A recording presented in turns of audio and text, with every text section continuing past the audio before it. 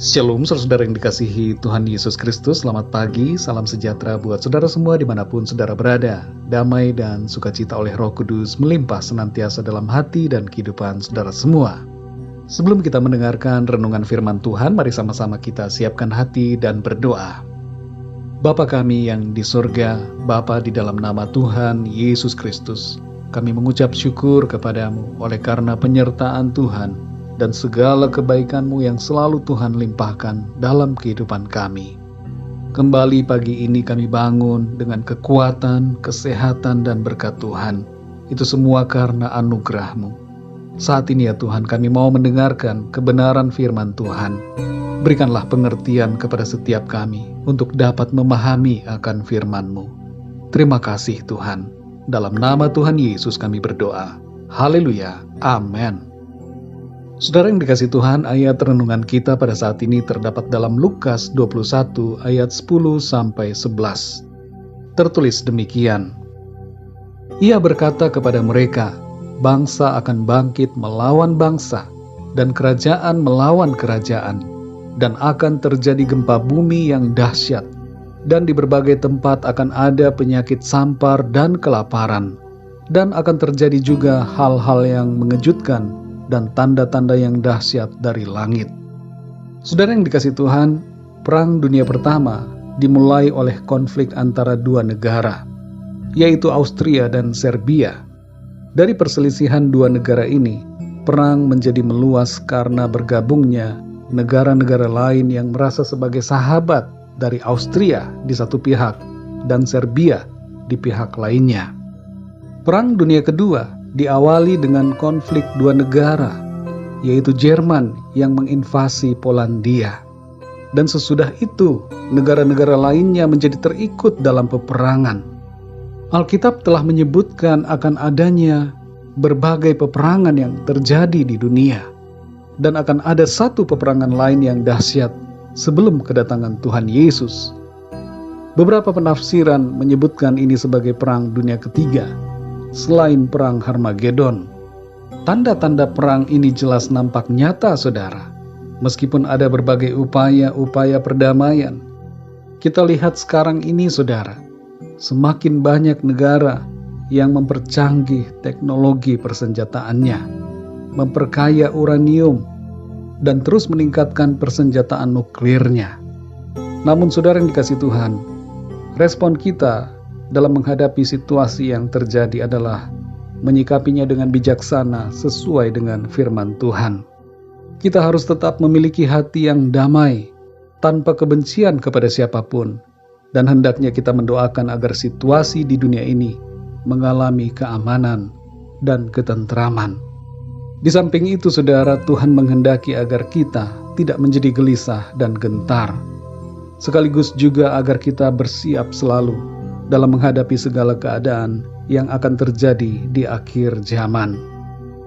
Saudara yang dikasih Tuhan, dalam Lukas 21 ayat 10-11 ini, Tuhan Yesus menyatakan sebagian dari tanda-tanda yang akan nampak di akhir zaman, yaitu pertama, peperangan antar bangsa-bangsa.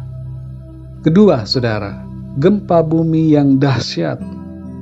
Ketiga, penyakit sampar, yang dalam bahasa aslinya sebenarnya berhubungan dengan penyakit menular yang mematikan. Yang keempat, saudara, kelaparan.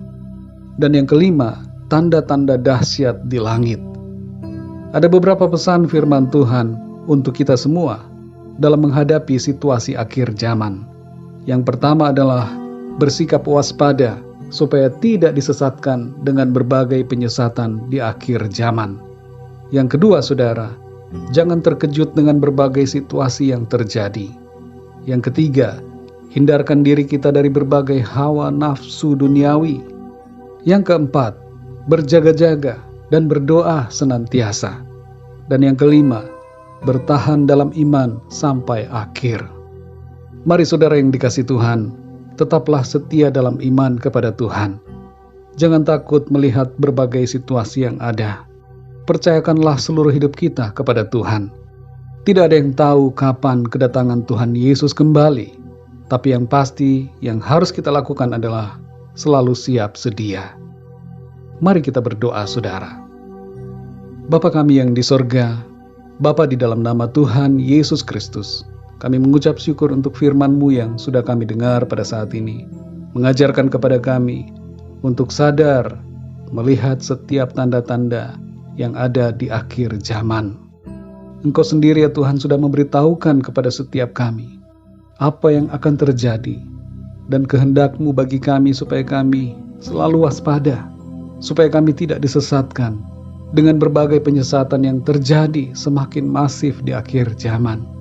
Dan Engkau menghendaki supaya kami tetap tenang dalam menghadapi berbagai situasi yang ada, menghindarkan diri dari berbagai dosa, berjaga-jaga dan senantiasa berdoa, serta setia dalam iman sampai kepada akhir.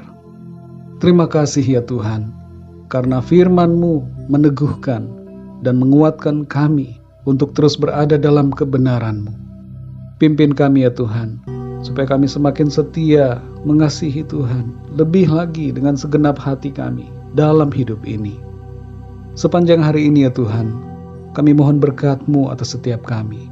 Berkati apa yang kami kerjakan dan lakukan, dan biarlah dalam semuanya itu, nama Tuhan senantiasa kami muliakan. Kami berdoa untuk setiap dari kami yang sedang mengalami sakit penyakit. Jamah ya Tuhan dan sembuhkan dengan kuasa-Mu. Berikan kekuatan yang baru dan kesehatan yang sempurna. Kuatkan yang lemah, hiburkan yang susah. Berikan semangat baru kepada yang berputus asa. Lepaskan yang terikat dan terbelenggu dosa dan kuasa kegelapan. Dan nyatakan kuasa pertolongan-Mu ya Tuhan, mujizat-Mu yang ajaib atas setiap mereka yang sedang mengalami masalah dalam hidupnya. Terima kasih ya Tuhan, kami percayakan seluruhnya ke dalam tangan kasih-Mu. Berkat dan damai sejahtera, kasih karunia Tuhan senantiasa berlimpah dalam hidup kami. Terpujilah nama-Mu ya Bapa. Dalam nama Tuhan Yesus Kristus, Tuhan dan Juru Selamat kami berdoa dan mengucap syukur. Haleluya. Amin. Puji Tuhan, saudara yang dikasihi Tuhan, saya percaya firman Tuhan menjadi berkat dan kekuatan buat saudara semua, dan Roh Kudus akan menolong saudara untuk lebih lagi memahami kebenaran firman Tuhan. Tuhan Yesus memberkati saudara semua. Sampai jumpa dalam renungan yang berikutnya. Haleluya.